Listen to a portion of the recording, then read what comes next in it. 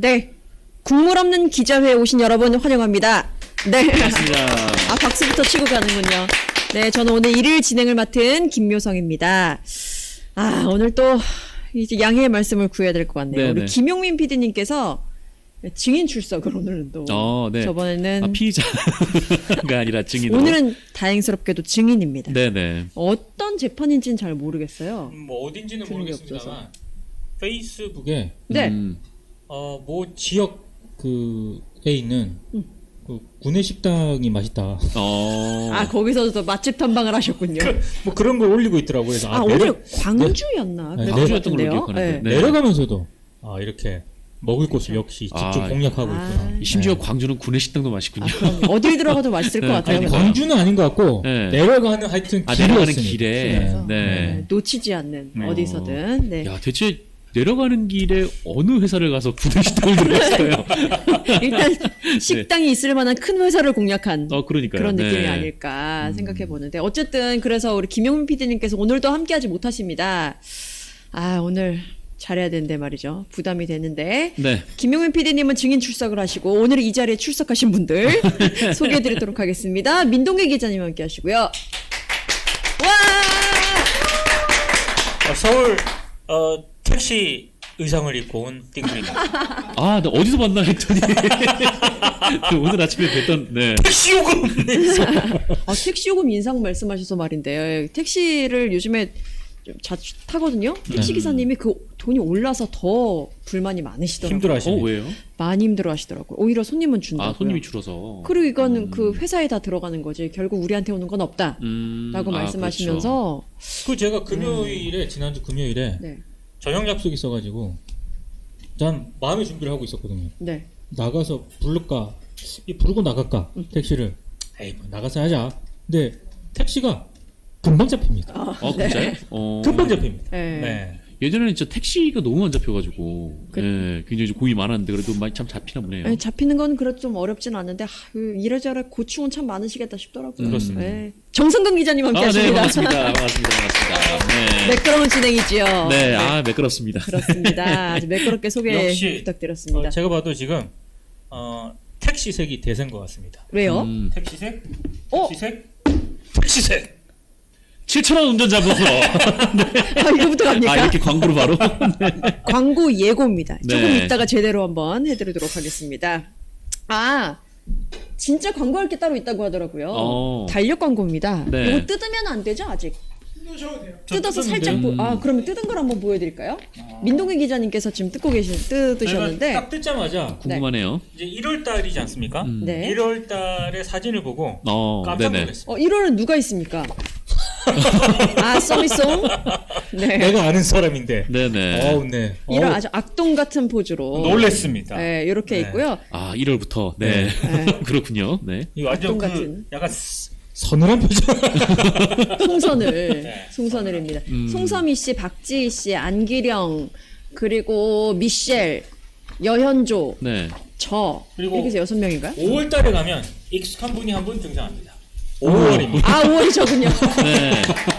혹시 계절의 여왕이 5월이라고 해서 저렇게 그런가요? 왕관을 쓰신 건가요? 시키는 대로 열심히 했습니다. 네. 제가 또. 아이고, 네. 해맑으시네요. 이렇게 쭉 6명이 한 2개씩 맡아서 하고 있습니다. 색깔이 의상이 깔맞춤인데요. 그러게요. 약간 또. 네. 진짜 꼴 보기 싫으네요. 같은 옷인 줄 알았더니 좀 반팔이었네요. 네, 조금 다릅니다. 요거 김용민닷컴에 들어가시면요. 2개, 5개 뭐 이렇게 묶어서 파는 것 같더라고요. 가격이 그렇게 막 싸진 않아요. 2개, 싸진 않는데. 네. 하나씩은 안 파는 모양이죠? 싸진 않은데 그래도 요건 또 의미가 있는 거기 때문에 네네. 어떤 의미일까? 근데 의미라고는 얘기했는데 뭐 여기 기부도 되는 거죠. 후원으로 들어가는 거여서 평화나무에 네. 좋은 일에 쓰이는 거니까요. 좋은 일에 쓰이니까요. 많이 또 구입해 주시면 연말에 감사하겠습니다. 저녁 약속 모임에 혹시 이런 거 들고 와서 나눠줍니까? 아니, 제가 오늘 그렇게 하도록 하겠습니다. 그럴 수밖에 없겠는데요. 이게 2개, 5개씩 이렇게 팔면. 그렇죠. 제가 또 네. 많은 분들에게 나눠드리도록 하겠습니다. 네. 네. 첫 번째 이야기를 가볼까요? 그럴까요? 오늘 4시에 또 칼같이 끝내야 되기 때문에 서둘러서 가도록 하겠습니다. 제가 먼저 갈게요, 그러면. 네. 그 대통령과 김건희 국민대 박사가 지난 6일 청와대 상춘제에서 베트남 국가 주석을 만났죠. 네네. 만나서 차담을 가졌는데 이 자리에서 김건희 여사가 베트남 주석에게 비자 문제를 해결해 달라라고 직접 요청을 해서 오. 또 화제가 됐었어요. 많은 분들이 접하셨을 텐데 또 요거는 대통령실 이재명 부대변인이 서면 브리핑을 통해서 공개한 내용이고요. 그 내용을 보면 아예 비자 문제로 주석님께서 이 문제를 좀 관심 있게 살펴봐 달라라고 부탁을 했고 푹 주석은 한국 국민의 편의를 위해서 최선을 다하겠다라고 답변을 했다라고 부대변인 입으로 전해졌습니다. 언론들은 일제히 보도를 했죠. 브리핑 내용 아주 그대로 제목도 하나같이 거의 비슷합니다. 김건희 여사 비자 문제 살펴달라 베트남 주석에게 요청이라고. 그런데 언론은 왜 또 어떠한 연유로 대통령이 아닌 김건희 여사가 외교 문제를 타국 정상에게 직접 요구를 했는지 또 왜 대통령실은 그것을 당연한 그 관례인 듯이 서면이지만 공식 브리핑을 통해서 언론에 전달했는지 전혀 다루질 않았습니다. 많이 보시면서 느끼셨을 것 같아요. 오히려 김건희 여사의 슬리퍼가 외교 문제인지 아닌지 혹은 다리꼰 자세에 대한 민주당원의 비판이 타당한지 아닌지 이런 거를 또 분석하기 시작했는데 그러니까 민주당 일각이나 혹시 지지자들 일부 사이에서 벌어진 지역적인 문제를 어떤 공방으로 다뤄서 진위 여부를 가리는데 집중을 하는 모습이었다라고 보여줬습니다. 여기까지. 이게요. 네. 그 대통령실 홈페이지를 잘 안 들어가 보시겠지만 하도 이제 이상한 그런 보도가 나오면 네. 저는 이제 혹시나 싶어서 대통령실 홈페이지를 싫지만 검색을 해서 네. 들어갑니다. 아, 요새 가짜 뉴스를 막 전시해놓고 있더라고요. 홈페이지에 깜짝 새로 놀랐어. 개편했잖아요. 대통령실 뉴스룸. 네. 그래서 여러분 일단 거기 접속을 하려면은 네. 일단 심호흡을 하고. 심호흡을 하고 마음의 준비를 해야 됩니다. 그래서 딱 들어가 보지 않습니까? 네. 이제 우리 묘성 장군이 얘기한 이 김건희 여사의 비자 이런 문제를 사실은 정상끼리 그 회담을 할 때 정상이 이렇게 요청을 하는 거잖아요. 그렇죠. 김건희 여사는 공식 지책이 아무것도 없습니다. 그냥 민간인이에요. 민간인입니다. 솔직히. 네. 예. 그렇기 때문에 이렇게 단순히 대통령의 영부인이라는 이유만으로 이런 거를 베트남의 주석한테 이렇게 얘기하는 것은 이거는 제가 봤을 때 외교적으로도 약간 결례예요. 결례. 네. 결례이기 때문에 당연히 이것에 대한 문제 제기가 있을 것으로 생각을 했습니다만 묘성 장군이 지금 얘기한 것처럼 그 비판 보도가 없습니다. 일단 없어요. 나는 그게 이상하고요. 너무 이상하죠. 그 내가 신기해가지고 대통령실 홈페이지를 들어가 봤어요. 들어가 보니까 굉장히 충격적인 내용들이 있습니다. 어떤 어. 내용인가요? 베트남 주석이 왔잖아요. 그러니까 윤석열 대통령, 그러니까 베트남 주석이 이제 부인을 못 데리고 왔거든요. 이번에. 그랬죠. 그러니까 혼자 와가지고 이제 윤석열 대통령하고 김건희 여사가 이제 같이 만나는데 거기 보면은 그러니까 내가 봤을 때 성의가 좀 없는 것 같아요. 일단은 의전 문제예요? 의전도 이렇게 사진 이렇게 실리지 않습니까? 네. 베트남 국가주석 국빈 방한 그래서 국빈 만찬을 했다. 그러면 이제 윤석열 대통령이 악수하는 장면도 있고 김건희 여사하고 이렇게 얘기하는 장면도 있고 이제 윤통하고 김건희 여사가 같이 베트남 주석하고 있는 장면도 있지 않습니까? 네. 근데 모든 사진 설명이 밑에 여기 뭐 대통령실 사진 거기 자료에 들어가 보면 이를테면 김건희 여사하고 저기 이렇게 악수하고 있는 장면도 윤석열 대통령이 베트남 국가주석 국민 만찬을 가졌다 이렇게 돼 있고 네. 그 다음에 김건희 여사랑 이렇게 얘기하고 있는 장면에서도 윤석열 대통령이 베트남 국가주석 아니, 성의 없이 사진- 캡션을 달았군요. 아니 너무 저기가 어떻게 보면 설명이 다 똑같아요. 만약에 대한민국 대통령이 윤석열인지 모르는 또 외국인이 그걸 봤어. 그럴 수 있겠네요.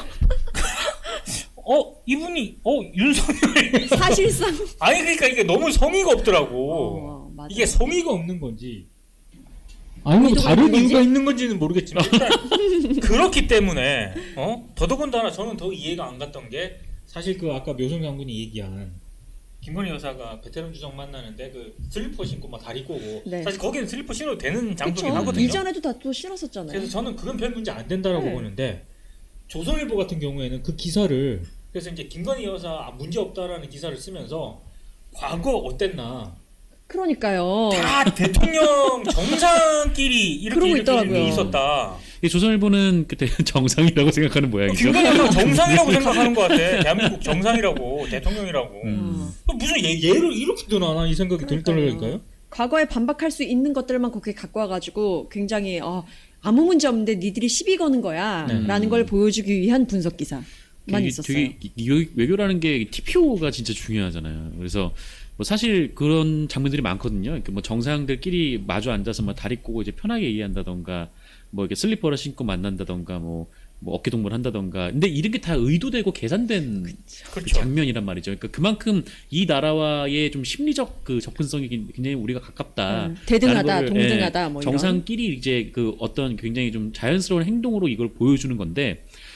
그래서 이제 김건희 여사가 뭐 슬리퍼를 신고 뭐 다리를 꼬고 그러는 건 좀 아무 이상 없이 뭐 별 생각 없이 봤는데, 근데 뭔가 좀 위화감이 좀 드는 거여서 왜 위화감이 들까라고 왜일까요? 생각을 해봤더니 저쪽은 정상밖에 없는데 그쵸. 왜?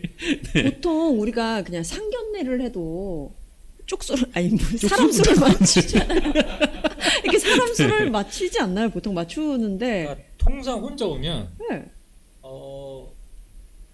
제가 만약에 의전을 담당하는 그 담당자라면 빼죠. 그렇죠. 그렇죠. 뭐 이렇게 상견례를 해도 좀 뭐랄까, 그러니까 만약에 좀 뭐 호르몬이나 홀아버지가 있으신 분은 다른 집안 어르신이 같이 좀 그렇죠. 오셔서 좀 네. 약간 술을 마시는 거 좀 이렇게 하잖아요. 그러니까 보통 그게 그렇게 이제 하죠. 뭐 서로 간에 좀 격식이 있기 때문에 그렇게 하는 건데, 물론 이렇게 뭐 그 정상들끼리 뭐 이렇게 친해 보이는 건 되게 좋은 모습이긴 한데, 그 모습이 왜 김건희 여사한테서 연출이 되지라는 네. 생각이 드는 거예요. 예. 맞습니다. 그게 굉장히 좀 의아하고 좀 뭐랄까, 어떻게 보면은 굉장히 좀 당혹스러운 장면인 거죠. 아까 말씀하신 대로 뭐 어떤 직책도 없고, 그러니까 저쪽에서 만약에 뭐 정상 부인이 같이 왔으면 당연히 김건희 여사가 배석을 해야겠지만, 그쵸. 일단 정상 부인이 오지 않았는데 배석을 하는 것 자체도 굉장히 좀 보기 드물었던. 그러니까 뭐 접견을 할 때 서로 만나서 이제 인사를 할 때는 같이 찍힌 사진들이 꽤 있는지 모르겠지만, 이렇게 회담장 안에서 이렇게 얘기를 하면서 뭐 비자 얘기까지 나왔다는 거는 굉장히 좀 이상하고 당혹스러운 상황이긴 하죠. 그러니까 우리가 지금 나눴던 이야기들이 언론사의 기자의 펜에서는 한 번도 나오지 않았고요. 이런 얘기들이 결국 인터넷이나 뭐 방송에서 주로 다뤄졌는데, 최재성 전 청와대 정무수석 같은 경우에 방송에 나와서 이야기를 했고, 김어준, 뭐 최경영, 김진애 전 의원 이렇게 나와서 우리가 했던 이야기들을 똑같이 했어요. 이건 굉장히 당혹스러운 일이고 황당하고 상대국 정상에게 뭐 예의가 아니다, 결례다, 이런 이야기를 했는데, 그제서야 이제는 언론이 이야기를 합니다. 누가 맹비난했다, 비판했다, 주장했다 라고 그냥 인용을 해서 기사화를 하는데 급급한 거죠. 네. 그러니까 정쟁화, 마치 이것 때문에 다시 또 여야가 붙은 것처럼 현상에만 근데 집중한. 저는 이제 이런 기사가 딱 뜨지 않습니까? 그럼 일단 기사 내용도 좀 보지만, 저는 김건희 여사 관련해서는 특히 사진을 좀 많이 보거든요. 네. 근데 사진 구도를, 그러니까 베트남 주석이 왔을 때 김건희 여사 검색을 해가지고요, 그 기사가 뜨지 않습니까? 검색이 되잖아요. 그 본문에 실린 사진을 좀 자세히 보세요. 네. 그러면 메인이 김건희입니다. 베트남 주석하고 윤통이 아니고요. 네. 항상 메인이 김건희 여사가 잡혀요. 맞아요. 그런 기사가 본문에 계속 배치가 돼요. 어떤 사진은 윤석열 대통령의 초점이 나간 것도 있어요. 아니 있어요. 진짜 아웃포커싱 있죠. 네. 같이 있는데 날려버렸어 대한민국 대통령을. 대통령을 아웃포커싱 시켜버리고 그런 게 있어요. 김건희 여사가 나온다니까. 와, 이런 불경한 사진사가 있나? 앞색 들어가야 되는 거 아닙니까? 네. 그러니까요. 이거 좀 상식적으로 말이 안 돼. 이거는 단순히 뭐 윤통, 뭐 김건희 여사의 호불호를 떠나가지고 네. 그냥 이게 외교적인 어떤 기본적인 그 지켜야 되는 선이 있잖아요. 근데 사진 같은 거를 보면 깜짝깜짝 놀란다니까.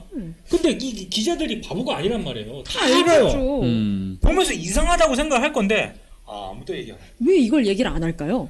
그러게요. 누가 이야기해주길 기다리는 것 같아요. 옛날에는 언론이 먼저 이야기를 하고, 그래서 스피커들이 방송이나 뭐 유튜브나 이런 데서 이랬다라고 전하는 역할이었는데, 이제는 바뀌어서 스피커라고 하는 사람들이 비판을 하고 분석을 하면 그걸 그대로 전하는 언론은. 딱 이렇게 있다가 누가 얘기했다. 그렇죠. 그런 거지. 딱 이거. 그게 제일 빠르잖아요. 제일 빠르고 돈도 손쉽게 버는 방법이죠, 사실은. 예. 아니면 그런 거 아닐까? 자기 얘기하기 그러니까 톡으로 보내는 거지. 이거 이상하지 않습니까? 이렇게 얘기하지. 그러면 이상한 것 같은데 말입니다. 쓰는 거지 이상하다. 그렇죠. 뭐 이렇게 그 정치인이나 뭐 누구 이제 스피커 큰 사람의 말을 하나 딱 따서 그냥 기사로 만들고 그쵸. 사실 이런 류의 좀 보도가 나오고 뭐 이런 일이 벌어지고 그다음에 뭐 민주당 정치인 뭐 제1야당이 뭐 이렇게 비판을 하게 되면은 그 비판을 하는 건 일종의 현상이니까 뭐 언론사에서 그걸 뭐 그대로 쓸 수 있다고 보는데 그런데 좀 뭐랄까 그러니까 이게 그 멘트 하나하나를 잘라서 기사를 쓰다 보니까 기사의 수가 너무 많은 거예요. 그래서 너무 많아요. 뭐 이런 좀 김건희 여사의 좀 이런 그 베트남 정상에서 이런 일이 과거에도 있었나라는 거를 검색해 보고 싶어서 뉴스를 통해서 검색하면 절대 찾을 수 없는. 맞아요. 그러니까 오히려 블로그나 이런 데서는 그 어떤 분들이 좀 과거에 좀 자료를 모아서 좀 이렇게 양질의 컨텐츠를 제공하는 분들이 있거든요. 근데 정작 뉴스나 이제 기사에서는 그런 양질의 컨텐츠를 찾아볼 수 없고 뭐 권성동 땡땡 뭐 누구 땡땡 그냥 그쵸. 이것만 계속 이제 그냥 보도가 한 문장으로 되니까. 기사 하나가 생산되기 때문에. 네. 예. 그러니까 이 뉴스를 통해서 좋은 그거를 그 정보를 검색을 할 수가 없는 거예요. 그래서 맞아. 그 미국 같은 경우에는 막 검색 사이트가 훨씬 더 크잖아요. 그래서 뭐 구글에서는 이제 뭐 어느 정도 영어 키워드를 입력하면 좋은 컨텐츠가 나오기 때문에 그게 가능한 건데 우리나라에서는 아무리 한글로 막 이렇게 검색어를 다양하게 해도 이 좋은 컨텐츠를 찾기가 너무 힘드니까 맞습니다. 결국 그냥 포털 안에서 포털이 제시해주는 것들이 이제 주로 이제 뉴스가 통용이 되고 유통이 되는 좀 그런 일들이 벌어지고 있죠. 그러니까 물량으로 밀어내버리면 네. 더 이제 검색하기가 어렵죠. 검색해서 그 컨텐츠 찾아내기가. 그래서 이제 구글링에 이제 도가 트게 되는 거죠. 그렇죠. 어떻게든 찾아낸다. 영어를 잘해야 되는데 영어를 못해가지고. 그리고 구글링 김건희 너무 여사 어려워요. 비자 문제 요거 하고 보니까 요것만 해도 한 4, 50개 되더라고요. 기사. 꽤 많이 네. 썼습니다. 네. 근데 정말 제목도 하나같이 다 똑같았어요. 그렇죠. 이제 뭔가 김건희 여사가 뭔가 해결해주는 듯한. 그쵸. 뭐 기자 문제가 베트남이나 해결되면 되게 좋죠. 좋은데. 그쵸. 근데 왜 저 얘기를 저분이 하는 거지? 라는 생각이. 왜 계속 이분이 드는 하고 왜 이분이 하는 걸 당연하게 대통령실에서 브리핑을 할까? 그쵸. 라는 왜라는 거에서 출발한 기사는 하나도 없었다. 놀랄 노자였습니다. 그렇죠. 네. 이런 일이 있었고요. 간단하게 하나만 더 갈까요? 네. 간단하게 하나 더 가겠습니다. 이거 그냥 재밌어가지고 웃겨서 갖고 왔는데요. 남몰래 사회적 책임을 다한 기업에게 바치는 기사가 아닐까 싶어서 가져왔습니다. 석촌 호수 어떻게 변했길래 산책하던 신동빈 회장도 놀랐다. 라면서 한국경제가 쓴 건데요. 수질 오염으로 골머리를 앓고 있던 석촌 호수가 최근 몰라보게 달라졌다. 깨끗해졌다. 네. 결론적으로 굉장히 잘한 거고 좋은 내용이에요. 네. 근데 눈에 띄는 단어가 있었습니다. 남몰래 석촌 호수 되살린 롯데. 그럼 다 알고 있네. 그걸 다 알고 난 몰랐는데 어떻게 심지어 알았어? 아니, 다 알고 있어요. 진짜 내용을 보면 그래요. 일단 그 소제목은 남몰래 석촌 호수 되살린 롯데인데 네. 수질이 2급수까지 끌어올라갔대요. 그래서 이거는 목욕이나 수영을 할 수 있는 수준으로 열을 가해서 끓이거나 약품을 처리하면 식수로 사용이 가능할 정도다. 근데 약품을 처리해야 식수로 가능하면 수돗물 아니야? 실제로는 식수로 불가능하다는 거잖아요. 아, 그렇죠. 말이 돼? 석촌호수를 식수로 사용하는 게. 그렇죠. 약품을 쳐서 쓸 수 있는 건 수돗물 아니야? 그러니까요. 이렇게 좀 따져보면 굉장히 좀 아이러니한 그 문장들이 많아가지고 기사를 쭉 보니까요. 이렇게 했어요. 남몰래라고 분명히 얘기해놨는데 유통업계에 따르면 이렇게 돼 있더라고요. 롯데래 롯데. 네, 유통업계에 따르면 지난해 8월부터 게다가 송파구와 손을 잡고 석촌호수 수질 개선 사업을 했다고 하더라고요. 그러니까 송파구와 함께한 거였어요. 난 몰래. 남몰래. 그리고 롯데는 일주일에 2번 5시간씩 석촌호수에 보트를 띄워서 정화 작업을 했대요. 난 몰래. 남몰래. 네. 굉장히 재밌더라고요. 또 인터뷰까지 실었습니다. 사회적 책임을 다하기 위해서 기업 롯데가 이렇게 했다라고 회사 관계자의 인터뷰까지 있었어요. 그리고 물이 어느 정도로 깨끗해졌냐라고 예를 드는데 지난 여름에 석촌호수에서 수영 대회를 했고 대회를 마친 참가자들이 물맛이 좋다라는 평가를 남기기도 했다는 네. 거예요. 수영대회 접속한 분들이. 수영대회. 근데 보통 수영 선수들이 이렇게 수영을 하거나 하면 물맛은 근데 식수로서의 물맛을 평가하는 게 아니잖아요. 뭐 그렇죠. 네. 근데 여기다 참가자들의 물맛이 좋다라고 했으면서 수질이 이렇게 개선됐다라는 증언을 그분을 이렇게 담았더라고요. 뵙고 싶네요. 뭐, 물맛 좋다고. 물맛 하나요? 좋다고 한번. 어떤 의미에서든지 그런 아니 말을. 과연 그분이 존재하는지 일단 아, 그걸 한번 그럴 수도 찾아봐야 있죠. 되는 거고. 그러게요. 아니 저 수영대 개최한 게 최근이 아니지 않습니까? 작년이에요. 작년이죠. 그러네요. 말이 안 되잖아. 그때는 안 좋았을 시점이어야 되는데. 네. 아니 기사가 좀 앞뒤가 안 맞는 것 같은데. 많이 안 맞네요. 뭐 이런 스토리텔링도 있었어요.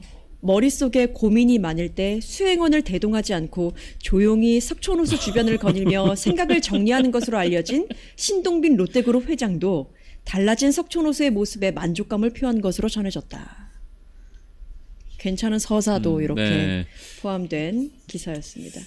위인전이네요, 위인전. 네. 그 누군가가 좀 예. 네.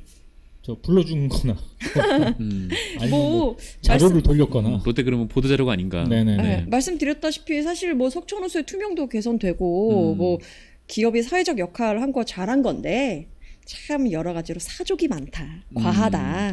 그러니까 그냥 뭐 롯데 그룹이 뭐 이 석촌호수 정화 작업을 위해 이렇게 뭐 애를 썼다, 뭐 네. 노력했다, 그냥 그 정도로만 쓰면 되는 거 아닌가? 네, 뭐 남몰래 뭘 돌기. 그렇죠. 이렇게 있어가지고 재밌는 기사에서 한번 갖고 와봤습니다. 네네. 언제 먹을까요? 아, 지금 네. 아, right now라고 합니다. 네, 좋은 소식이 왔네요. 좋은 소식입니다. 음식이 오는 동안에 제가 또 첫 번째 광고 말씀드리도록 하겠습니다.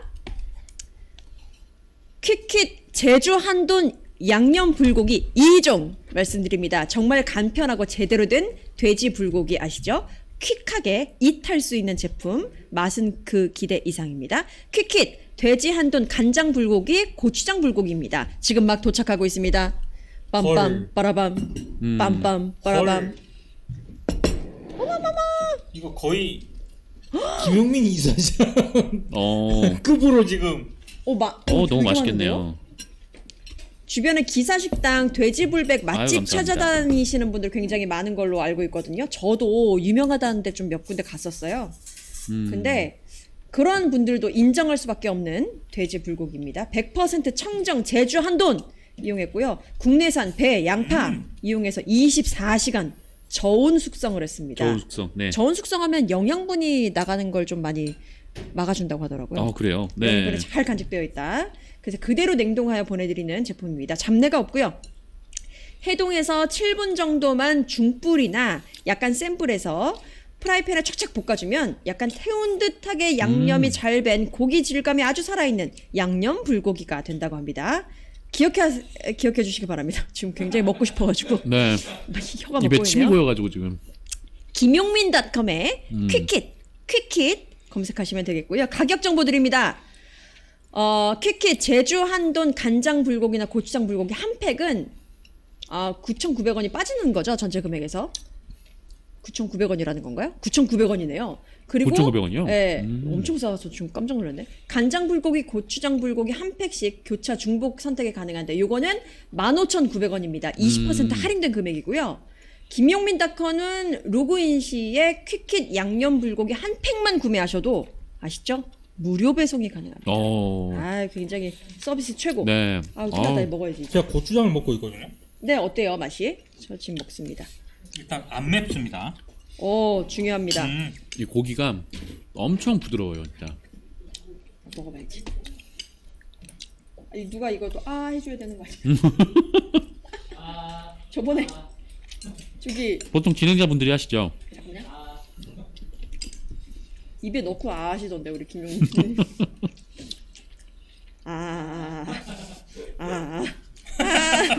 카메라 드셨네요, 이제. 오시려고. 네, 맞죠?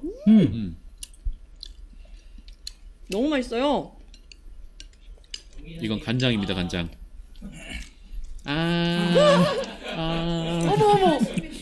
어머. 네. 굉장히 부담스럽네요. 저요? 진짜요? 지금 입에 전뜩 들었지만.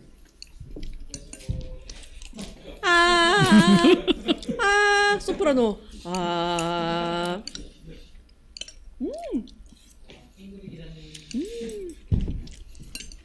선배 자신감. 깜짝이야. 앞에 두 분은 맛있게 먹었기 때문에.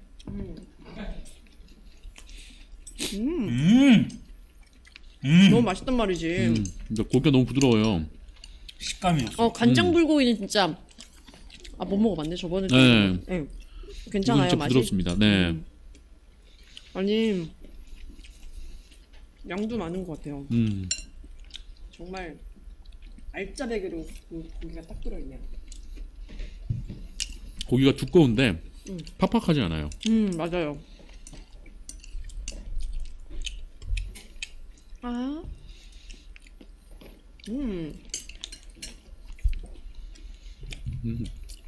키키, 제주 한돈, 간장 불고기, 고추장 불고기. 아 심지어 제주 한돈입니까 이거? 네, 제주 한돈이고 여기에 쓰이는 양념이 네. 아우 민망하기 딱이 없네요. 하지만 제일 잘하고 계세요. 양념도 국내산이다. 요게 포인트입니다. 확실히 제주 한돈 다르네요. 이게 냉동이라고 믿기 어려운데? 그러니까 엄청 부드러워서. 아 이게 냉동이에요? 네. 이게 저온 숙성한 다음에 냉동해서 보내드리는 제품이니까 이게 어쨌든 해동하고 볶은 거잖아요. 아, 이렇게 부드럽네. 아, 그리고 냉동고기 하면 냄새 나기 쉬운데 이건 냄새가 전혀 안 납니다. 잡내 하나도 없습니다 이거. 잡내가 네. 하나도 없어요 진짜. 잡내도 없고. 이렇게 입맛이 없을 때 제육볶음만한 게 없잖아요 사실. 네. 근데 너무 좋아요.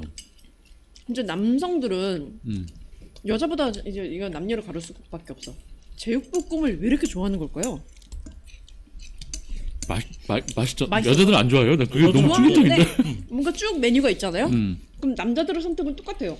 돈가스 아니면 제육볶음. 그렇죠. 무조건 제육볶음이죠. 제육볶음이 있으면. 아, 그래요? 이게 네. 실패 확률이 없어서 그런가?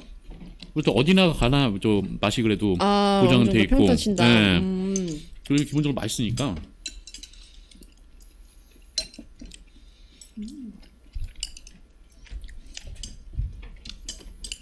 고기가 거의- 이렇게 많이 들어있다니. 내 양은 오늘 김용민 이사장급의 하지만 하지만 다 다 드셨다. 먹어가고 있다.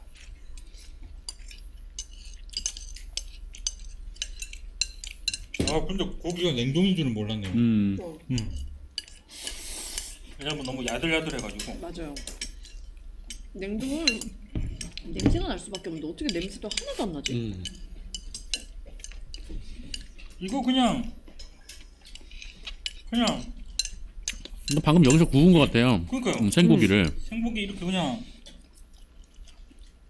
프라이팬에 구운 거 아니에요? 그게 다잖아요, 그죠? 오, 맛있네요.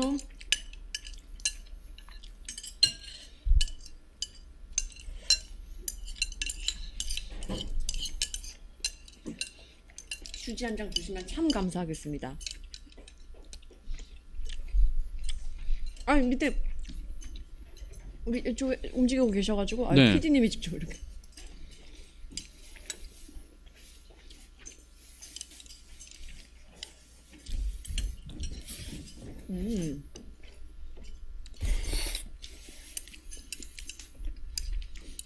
김현 PD님이 네. 어디 구내식당 하셨는지 모르겠지만 이거보다 에이, 맛있긴 어려울 겁니다. 그렇습니다. 우리가 인스타에 올려야 되는데 이거. 김용민 PD님 보세요 그러고.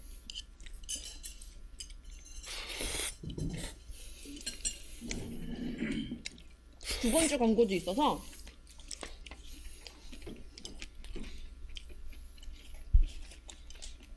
신뢰감 넘치는 민선백께서 해주셨어요. 자동차 보험입니다. 이게 왠지 모르겠습니다만 제가 다른 방송에서 이제 광고를 돌아가면서 하지 않습니까? 네. 그렇게 보험 광고가 제 순번에 많이 그래요? 떨어집니다. 음. 자, 7,000원 운전자 보험. 김승범 보험 대리점에서 아 야. 보험에 특화된 목소리네. 그쵸. 네, 그렇습니다. 신뢰감이 엄청납니다. 7,000원 하는 순간 꺼낼 뻔했어. 7,000원 운전자 보험. 다른 방송에서는 .com으로 유명하지만 여기는 7,000원 운전자 보험입니다.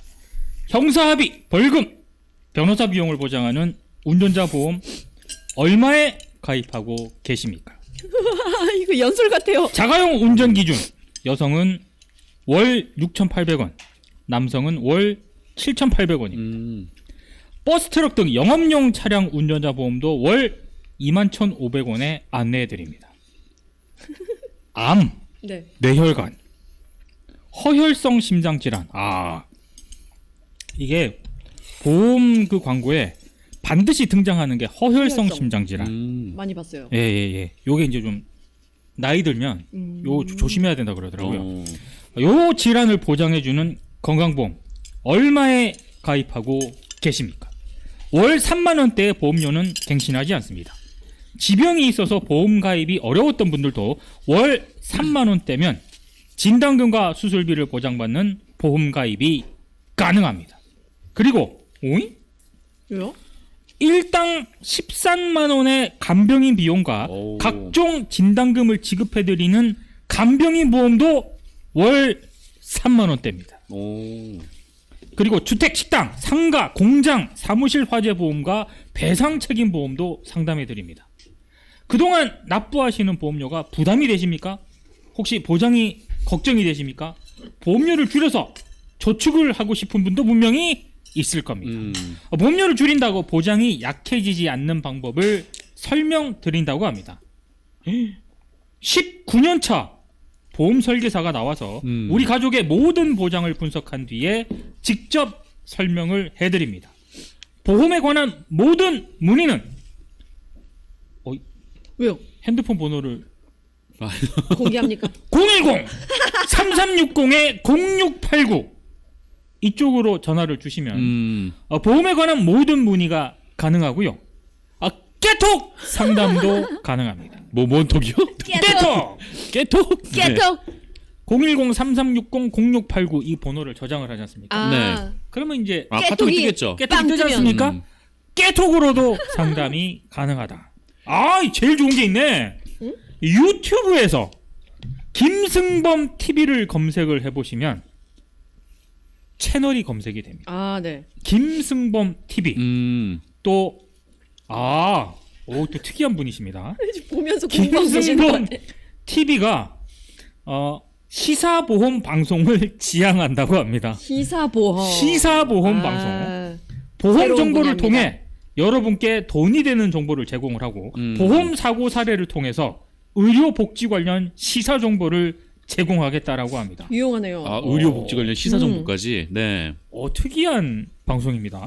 자, 김승범 TV를 검색을 해보시면 시사보험 방송이 어떤 건지 직접 체험하실 수 있을 겁니다. 가봐야겠네요. 지금 시사보험 방송 시사. 김승범 TV를 검색해 보시고 조태꾸알 뭐라고요? 조태꾸알 욕 아닙니다. 네네. 조태꾸알입니다. 네. 깨톡부터 이렇게 존댓말까지 이렇게. 조태꾸알 부탁드리고요. 저 선배 화나신 것 같아요. 오늘. 보험에 관한 모든 문의는 국정검사 같지 않아요? 국정검사. 3360-0689 7,000원 운전자 보험입니다. 이야, 이분 대단하십니다. 네. 왜요? 주말 네. 공휴일도 상담 가능하고요. 영중무휴. 와. 상담 시간은 저녁 9시까지 가능합니다. 9시 1초부터는 안 됩니다. 그럼요. 워라벨을 위해서 9시까지만 상담을 해주시기 바랍니다. 저희도 오늘 지켜주십시오. 4시까지만 방송합니다. 4시 4시 1초에 1초 안 끕니다. 됩니다. 네. 바로 내립니다. 네, 라이브 바로 내립니다. 끕니다. 오늘도 A4 음. 텍스트가 많은 광고를 한 띵구리였어요. 네. 와, 자신감, 자신감이 네. 떴습니다. 야, 근데 그거 아십니까? 어떤 거요? 이 퀴킷 제주한돈 불고기를 네. 먹고 죽어도 네. 7,000원 저 보험을 가입하면 모든 거를 2만 원도 안 되게 해결할 수 있어요. 그러네요. 맛있는 거 먹고. 세상에. 네. 그러네. 네, 9,900원이었죠 아까 전에. 어허. 오야 네. 대단합니다. 굉장히 좋습니다. 네. 이렇게 또 숙제를 또 했습니다. 다음으로 가볼까요? 다음 네. 민 선배 해주시겠어요? 저부터 할까요? 어떻게 할까요? 뭐 가위바위보 할까요? 저부터 할까요? 네. 네, 네. 네, 알겠습니다. 저부터 하겠습니다. 네. 저는 좀 아까 좀 얘기하셨던 거랑 좀 연관되어 있는 부분이긴 한데요. 그러니까 요새 이제 대통령실 관계자들이 계속 달고 사는 용어가 있는데 가짜 뉴스 네. 라는 말이에요.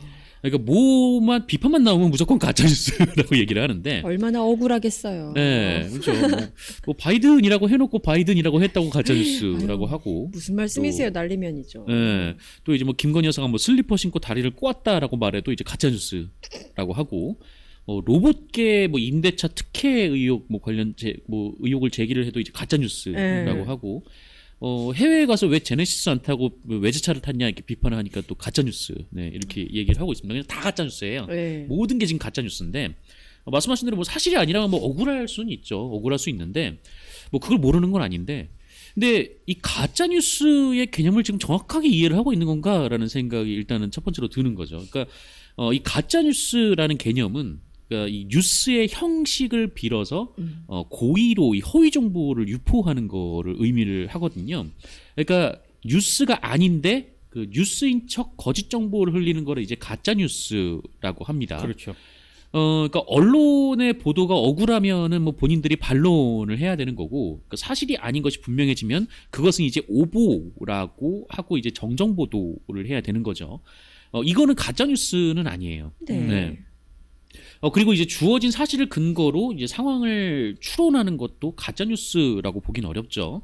그러니까 이거는 이제 의혹을 제기한다라고 이제 표현을 하고, 이것이 사실이 아니면 뭐 왜곡이다, 뭐 확대 해석이다 이렇게 반박을 하는 게 이제 통상적인 그놈의 관념이었는데, 그런데 여기 무조건 가짜 뉴스예요. 이게 뭐가 됐든 뭐 어떤 게 나오든 무조건 가짜 뉴스예요. 그러니까 뭐 아까도 제가 얘기를 했지만 이제 김건희 여사가 이제 베트남 주석을 만나서 뭐 슬리퍼 신고 다리를 꼬은 거는 사진이 있잖아요. 네. 네. 그런데 가짜 뉴스라고 하는 거예요. 그랬어요. 그것도 네. 가짜 뉴스라고 그랬군요. 그것도 이제 가짜 뉴스라고 그랬어요. 그러니까 뭐 슬리퍼 뭐 환장하겠네. 저희도 아까 막 얘기했지만 슬리퍼 안에서 신을 수 있고 뭐 다리 꼬고 앉을 수 있다고 보는데 그렇죠.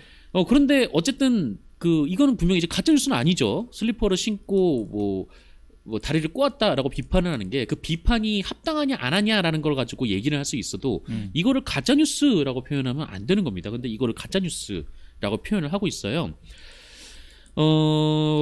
그렇게 지금 이 정부가 지금 모든 걸 지금 가짜 뉴스로 규정을 하고 있는데 그러다 보니까 지금 모든 것에 대해서 가짜 뉴스로 규정하고 가짜 뉴스에 맞는 대응 수위를 지금 대통령실이 찾고 있는 그런 네. 상황인 거예요. 그러니까 한마디로 줄여 말하면 이 민주주의 사회에서는 뭐 당연히 뭐 반론이라는 것이 존재를 하고 이제 뭐 다양한 이제 여론이 존재를 하는 건데 이 비판 여론을 가짜 뉴스라는 이름을 만들어서 이거를 찍어 누르려고 하는 상황이 지금 만들어지고 있는 형성이 되고 있는 그런 상황인 것 같습니다. 일단 첫 번째는 비판을 하고 있는 인사들을 법으로 찍어 누르려는 행태를 보이고 있는데 장경태 의원 고소건도 그렇고요. 네. 그리고 얼마 전에는 이제 김종대 전 정의당 의원 그리고 김어준 총수에 대한 고발을 대통령실에서 넣었죠. 그러니까 뭐 장경태 의원도 그렇고 뭐 김종대 의원도 그렇고 뭐 본인이 갖고 있는 의문 혹은 취재를 통해서 본인이 좀 이렇게 들었던 내용들을 공식 석상이나 혹은 언론을 통해서 이야기를 했거든요. 네. 근데 이거를 이제 가짜 뉴스라고 규정하고 가짜 뉴스는 이제 박멸을 해야 되니까 그 수준의 대응을 하고 있다라는 거예요. 때려잡아야죠. 네, 그러니까 지금 때려잡는다는 식으로 하고 있는데. 그리고 두 번째는 이걸 이제 가짜 뉴스라는 개념을 이제 광범위하게 적용함으로써 이 언론사를 배제하고 탄압하는 근거로 삼고 있다라는 겁니다. 그러니까 뭐 아까도 말씀드렸지만 뭐 MBC가 이제 뭐 바이든을 바이든이라고 보도를 했는데 이걸 이제 국익을 해치는 가짜 뉴스라고 규정을 하고 뭐 MBC 기자를 뭐 전용기에서 빼버린다거나 아니면 이제 대통령실 출입에서도 제외하려고 한다거나 이걸 기자단에서 뭐 들어줄 수는 없으니까 뭐 도어 스태핑도 안 하고 뭐 기자실을 아예 그냥 밖으로 옮기겠다 막 이런 얘기까지 나오고 있는 좀 그런 상황이고. 그것도 가짜 뉴스라던데요. 네, 어쨌든 SBS에서 네, 단독 네. 보도를 했었죠. 네. 그리고 세 번째는 이제 온라인 대응입니다. 그러니까 지난 2일에 이제 대통령실이 뉴미디어 비서관실을 보강을 하는 인사를 냈어요. 그리고 이제 뭐 뉴미디어 비서관실에 한 5명 정도 인력을 더 보강하겠다라는 계획을 밝혔는데 뭐 뉴미디어 홍보 뭐 중요하죠. 뭐 저는 뭐 신문에 실리는 것보다 그게 훨씬 더 효과적인 홍보 그렇죠. 방식이라고 보는데 근데 문제는 이 과정이 있기 직전에 그 윤석열 대통령이 했던 발언이에요.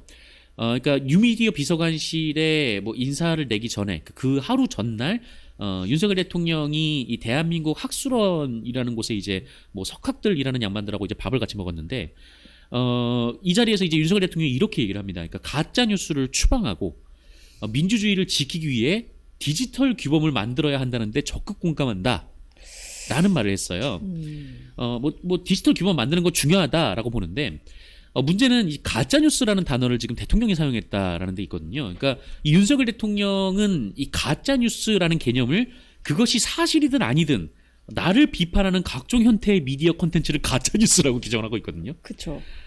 그런데 그런 규정을 가지고 가짜 뉴스를 없애기 위한 규범을 만든다. 그리고 그 다음날 이제 뉴미디어 비서관실을 확충한다. 과연 좀 어떤 대응이 이어질까? 이게 좀 뻔히 보이는 좀 그런 상황이 온 거죠. 지금 이런 좀 상황, 그러니까 뭐 자기에 대한 좀 모든 비판 여론을 이제 가짜 뉴스로 규정하고 네. 좀 이 가짜 뉴스에 준하는 좀 그런 대응 기조로 이 대통령실이 계속해서 이제 뭐 비판 여론을 탄압하려는 그런 시도를 하고 있는 그런 상황에서 우리 언론은 좀 어떻게 보도를 하고 있는가라는 점을 봤을 때 미디어스에 좀 이런 지적이 나왔던데요. 이게 서울신문 사설에 대한 비판이었어요. 그러니까 대통령실이 이제 김종대 전 의원하고 이제 김어준 총수를 고발 조치할 때 이 서울신문이 사설을 썼는데 이 사설의 제목이 무관용 대응 정치판 가짜뉴스 근절 계기대야. 네, 이런 제목의 기사였습니다. 뭐 이게 뭐 제목이고 내용이어서 뭐 내용을 소개하고 네. 자식할 것도 없는데요. 진짜 이 개인적으로는 이 서울신문이 진짜 뭐 제 개인적으로는 개한심한 게 이 명색이 좀 언론사에서 좀 잔뼈가 좀 굵은 사람들이 사설을 쓰는 건데 이 가짜 뉴스랑 뭐 오보, 이 왜곡 보도도 지금 정확하게 구별하고 있지 못하는 건가라는 생각이 좀 드는 거죠. 그러니까 뭐 글쎄 본인도 이제 본인 스스로가 뭐 가짜 뉴스가 뭐 형식만 뉴스인 허위 정보다 이렇게 규정을 했는데 그래놓고 지금 이런 좀 의혹 제기를 가짜 뉴스로 규정한 것도 굉장히 좀 황당하고 심지어 이제 민주당을 향해서 이런 주문을 하는데. 인터넷에 돌아다니는 허위 정보를 아무런 검증 없이 전파를 하고 국정농단 운운하는 건 저질 정치 선동일 뿐 국정감시나 비판이 아니다. 이렇게 얘기를 하면서 디지털 플랫폼 사업자 규제 등 가짜뉴스 퇴치 방안을 찾는데 힘을 쏟기 바란다. 네, 이렇게 사설을 썼어요. 그런데 서울신문에서 2018년에 이 문재인 정부 시절이죠. 네. 그때 쓴 사설이 하나 있는데 그 제목이 뭐냐면 가짜뉴스 근절 필요하지만 별도의 입법은 신중해야라는 제목의 기사였습니다. 정반대. 네. 요 사설에서 뭐라고 썼냐면 누군가의 발언을 국가가 나서서 틀어막는 방식은 위험하다라고 얘기를 하면서 표현의 자유나 언론의 자유를 억압하는 수단으로 악용될 수 있다라고 얘기를 했거든요. 그러니까 본인들이 4년 전에 무슨 얘기했는지도 지금 기억을 못하고 있는 네, 그런 상황인 거죠. 좀 대부분이 그렇더라고요. 네. 근데 뭐 말씀하신 대로 지금 뭐 비단 뭐 서울신문뿐이겠는가 이게. 뭐 충남일보에서는 이런 사설을 썼던데 가짜 뉴스 생산자 엄벌해야 한다. 뭐 이런 이런 사설이었고요. 이 대구신문은 가짜 뉴스 생산 유포하는 행태에 반드시 종식돼야라는 제목의 사설을 썼습니다. 그러니까 이런 사설, 그러니까 가짜 뉴스는 근절돼야 되죠. 가짜 뉴스 근절돼야 되는데 이제 만약에 이런 식의 사설이 뭐 과거 이제 뭐 제주도에 왔던 난민들이 뭐 이렇게 범죄를 저질렀다는 실질적인 이제 가짜 뉴스가 나온 뒤에 네. 좀 이런 사설이 나왔다면은 뭐 이해를 하겠는데 지금 이 사설이 나온 배경은 이 김종대 전 의원에 대한 고발 조치에 관한 사설이거든요. 그런데 이제 그런 좀 의혹 제기를 이제 가짜 뉴스라고 언론들이 지금 규정을 하고 있는 건데. 반면에 이제 문재인 정부 때는 어땠는가? 뭐 중앙일보 같은 경우에는 사설을 이렇게 썼었어요. 청와대의 오보 대응 감찰은 신중해야 뭐 이런 사설을 썼었고, 와. 동아일보 같은 경우에는 관주도 가짜뉴스 통제, 언론 자유 침해할 위험성 경계해야라는 제목의 사설을 썼습니다. 저는 그때 정말 이 보수 언론들이 정말 표현의 자유 투사인 줄 알았거든요. 그러게요. 근데 지금은 이제 완전히 좀 180도 좀 달라진 그런 상황인 거죠. 그래서 이 대통령실에서는 뭐 자신에 대한 비판 여론을 가짜 뉴스라고 그 일방적으로 규정을 하고 좀 그렇게 대응을 하고 있는데 여기에 지금 언론이 지금 뭐 한마디로 이제 똥 좀 가리지 못하고 거의 뭐 부안해동식으로 하고 있다. 네. 굉장히 좀 위험한 상황인데 지금 언론에서는 뭐 이렇게 뭐라고 할까요? 좀 그런 위기감이 없다. 이것이 네. 아마 자기들한테도 이제 부메랑으로 돌아올 것이다. 좀 그런 얘기를 좀 드리고 싶었습니다. 근데 사실 제가 오늘 하려고 했던 얘기도 네. 본질적으로는 똑같은 얘기예요. 음. 그러니까 이게 어차피 윤석열 정부가 지금 한국 언론에 대해서 다 자기를 비판하거나 본인들 기준에서 마음에 안 들면은 뭐 취재해서 배제시켜버리고 다 가짜뉴스라 그러고 다 하여튼 페이크라 그러지 않습니까? 네. 근데 저는 그럴 수도 있다고 봐요. 처음에는 왜 저러지? 이랬는데 하는 행태가 점점 이제 너무 노골적이니까 아 이제 저렇게 아예 대놓고 나오는 거구나 라는 그런 생각을 하게 됐거든요. 그러면 그랬을 때 누가 과연 어디가 중요하냐? 언론들이 중요한 거죠. 언론들의 대응이 굉장히 중요한데 제가 봤을 때 그거는 좀 심각한 수준인 것 같아요. 그러니까 CNN 기자가 바이든 대통령 전 대통령 있지 않습니까? 네.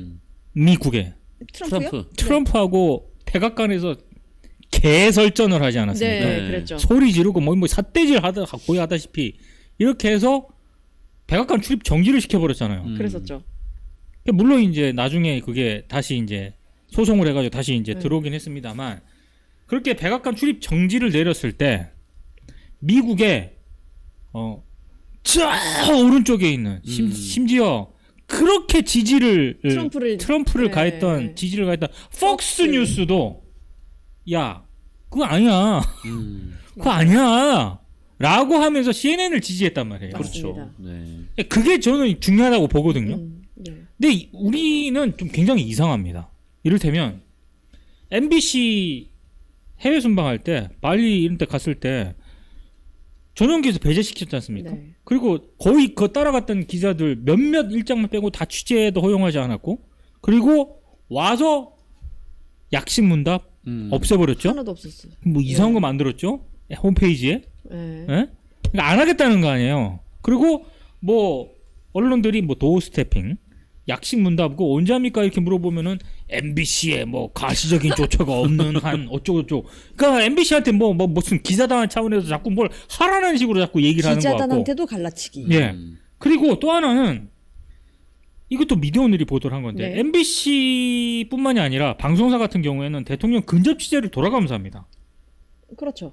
대통령실 출입하는 여러 가지 매체가 있지 않습니까? 그 매체가 돌아가면서 미디어오늘 보도에 따른 49개 매체가 번갈아 가면서 네. 취재를 하고 있고요. 근접 취재를.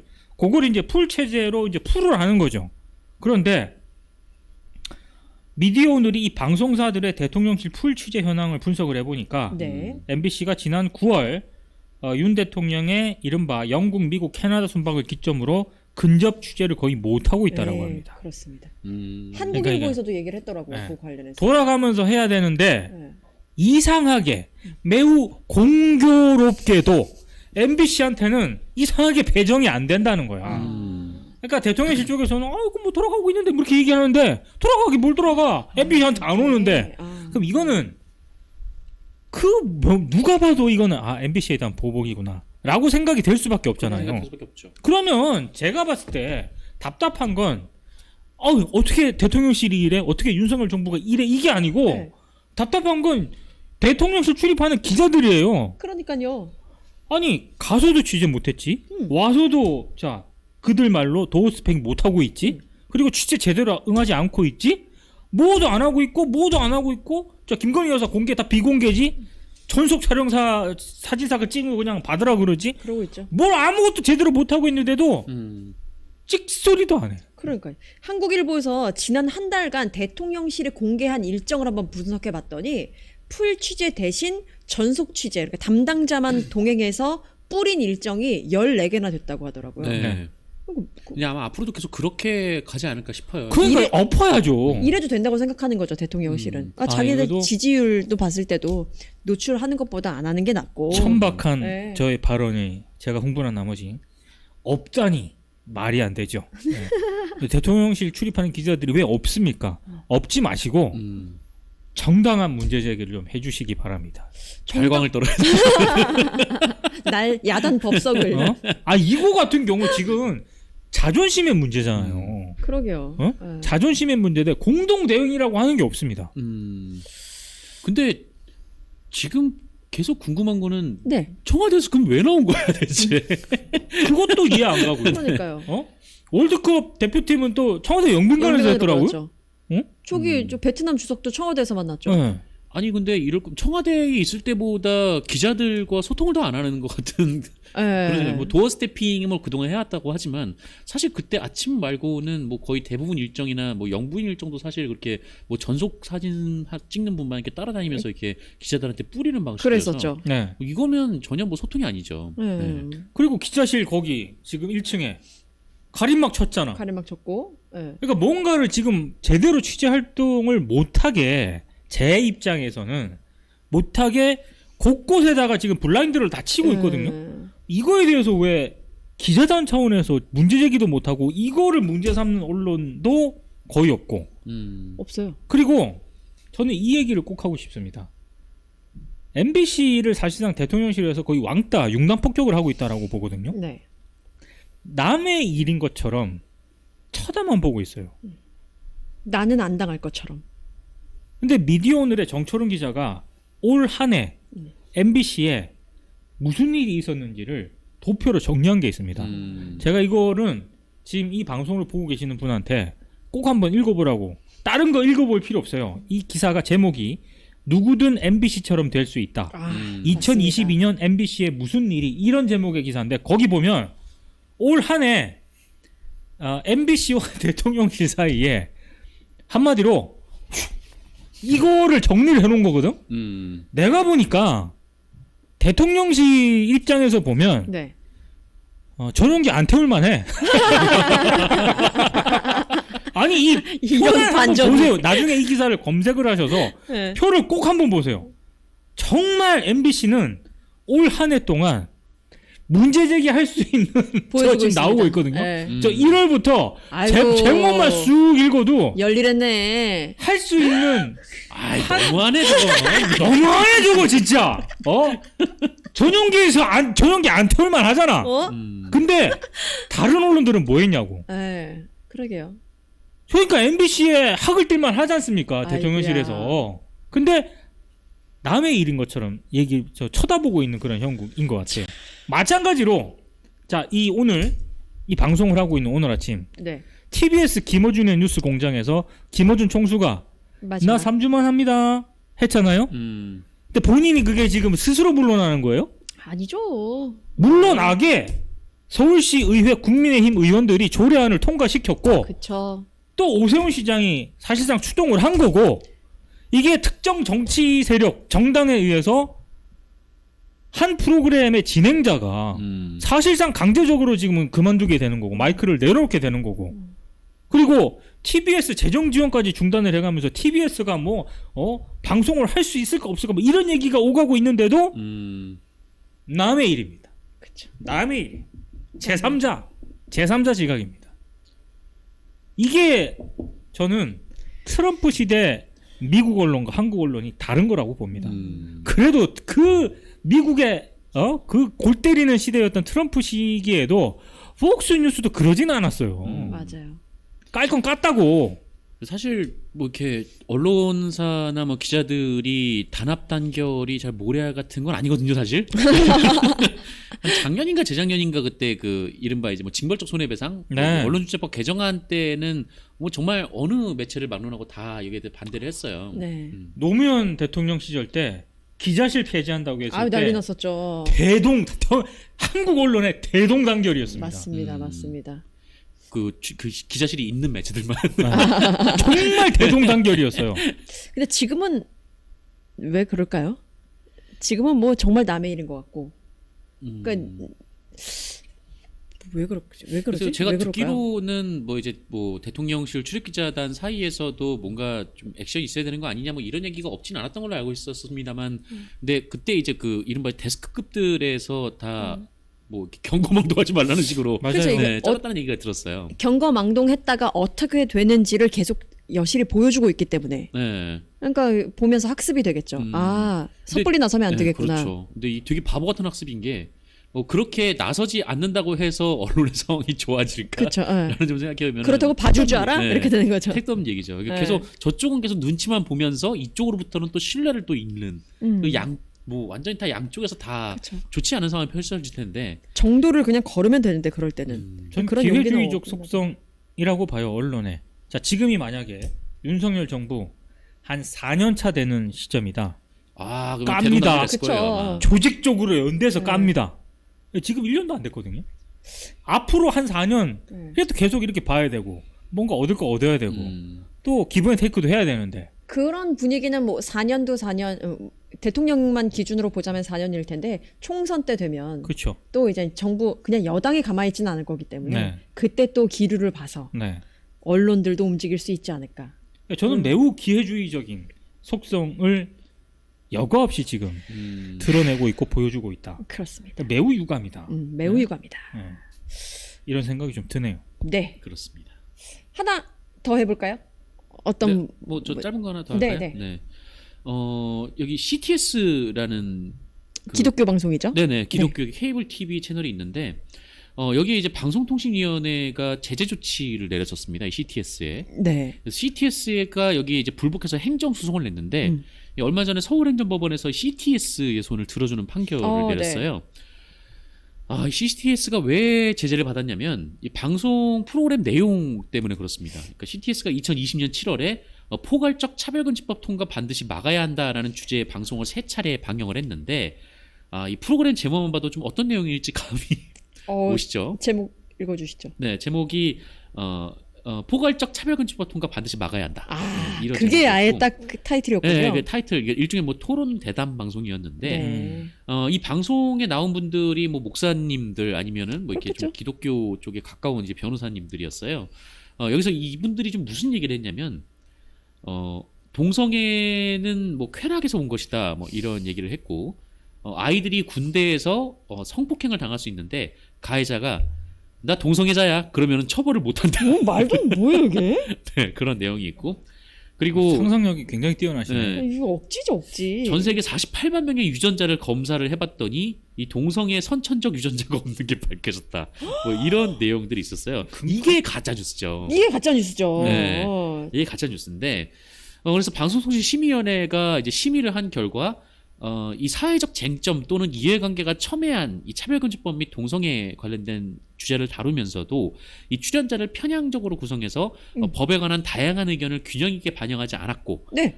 법안에 대해 사실과 다른 일부 출연자의 주장을 확인된 사실인 것처럼 방송했다. 잘 봤는데요. 네, 라고 봐서 이제 주의 처분을 의결을 했습니다. 근데 그거에 불복했다는 거군요. 네, CTS가 불복해서 이제 소송을 냈는데 행정소송을 재판부가 CTS 손을 들어준 거죠. 야. 왜? 재판부의 논리는 이렇습니다. 그러니까 구체적 차이를 고려하지 않은 채 일률적 기준을 적용해서 객관성, 공정성, 균형성 등을 심사한다면 다양성을 보장하고자 하는 방송의 역할을 과도하게 제한할 우려가 있다. 방송을 심의할 때는 매체, 채널, 프로그램별 특성을 모두 고려해야 한다. 이걸 한마디로 얘기하면 뭐 지상파처럼 많이 보지도 않는 케이블 TV인데 뭘 여기서까지 이제 뭐 객관성, 공정성을 좀 빡세게 이렇게 들이대냐 요 얘기인 것 같아요. 그리고 이제 재판부가 또 이렇게 판결을 내리는데 기독교 교리 교육 및 선교를 목적으로 하고 교계로부터 받는 기부금을 주된 재원으로 삼아 운영되고 이 공공기관으로부터 받는 보조금 비중이 현저히 낮아서 이 지상파 방송 수준의 높은 공익성을 요구하기 어렵다. 이건 그러면 뭐 지상파가 아닌 그런 그 방송은 막 해도 되는. 막 해도 된다는 거예요? 그럼 뭐 그런 얘기가 돼버린 거예요. 자 그러면 우리도 지금부터 우리 막 막하는 해도 거 아니었어? CTS가 저 정도로 해도 된다 그러면 나 아까 그거 취소 안 해도 되겠네. 기자단 엎어! 이씨! 오빠 네. 어? 뭐 물론 이제 뭐 시대가 좀 변하기도 했고 또 이제 무조건 뭐 반반씩 입장을 다루고 뭐 이런 시대는 아닌 게 뭐 분명합니다만 이건 좀 다르죠. 그러니까 이거는 그 사회적 소수자에 대한 혐오가 담겨 있는 컨텐츠잖아요.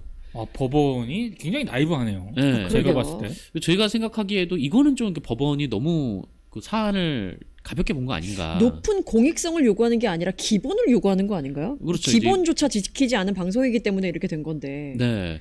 그래서 뭐 여기가 어쨌든 뭐 케이블 TV라는 거는 뭐 유튜브는 이제 찾아서 이걸 봐야 되지만 이 케이블은 불특정 다수에게 노출이 되죠. 노출이 될 수 네. 있는 그쵸. 플랫폼이거든요. 네. 그러니까 채널을 돌리다가 이제 몇 번이 걸릴지 모르잖아요. 몇 번에서 무슨 방송을 할지 모르고 이게 이제 불특정 다수에게 닿는 플랫폼이기 때문에 여기에 대한 규제들이 있는 건데 거의 뭐 그 유튜브 방송 수준으로 이렇게 좀 봐버리면 물론 이제 시대가 뭐 변했긴 했습니다만 그래도 불구하고 좀 이런 좀 가짜 뉴스라든지 좀 소수자에 대한 혐오가 담겨 있는 것들은 좀 뭐랄까요 좀 그 시선을 좀 강하게 좀 봤어야 되는 거 아닌가. 사실 아무런 제재도 가할 수 없는 유튜브 방송 같은 경우에도 함부로 했다가는 정말 요즘은 큰일 나는 세상인데. 아, 그럼요. 예, 하물며 케이블 TV 정식 그 채널을 받은 방송사가 이렇게 편향되고 가짜 뉴스가 분명한 이야기들을 하는데 이걸 CTS 손을 들어줬다. 네. 정말로 이해할 수 이거 없는 정말 판결이네요. 이해하기 어렵고 네. 뭐 의외의 판결이었죠. 네. 그러게요. 어쨌든 뭐 방통위에서 항소를 했으니까요. 뭐 고등법원의 판결을 좀 지켜봐야 될 것 같습니다. 1심 판결에 불복한 거군요. 네네. 지금. 예. 쭉 지켜봐야겠습니다. 네. 아 여러분 나 내십니다. 네. 뭐 이 방잘잘이라고 하죠. 보통. 아, 정확하게 맞췄습니다. 정확하게 4시에 딱 맞히는 그런 네네. 아, 박수가 정말 터져 나옵니다. AI인 것 같아요. 아, 네, 우리 제작진들 네. 워라벨을 위해서. 네. 우리 모두 이렇게 삼성 어디였더라? 삼성 반도체였나요? 거기서 이제 주 4일 근무한다고 주 3일인가 4일인가 근무한다고 오, 주 하더라고요. 4일. 여기 4일이었죠. 네네. 오. 사실 그 이면에는 공장을 일주일 내내 풀로 가동하겠다라는 그렇죠. 거 있지만 뽑을 건 다 뽑아버리겠다. 그렇죠. 네. 뭐 그런 거 다 차치하고 우리도 그냥 비슷하게 워라벨을 추구하는 걸로 네. 이렇게 가면서 그렇습니다. 4시 1분 되기 전에 마치도록 하겠습니다. 아, 예, 지금 다시 한번 말씀드릴게요.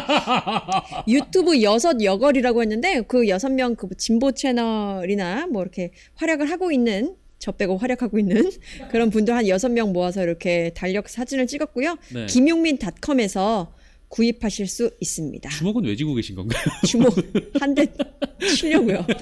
조금만 더 시켜봐라. 조금만 더 시키면 바로 날아간다. 약간 이런 거였습니다. 그렇군요.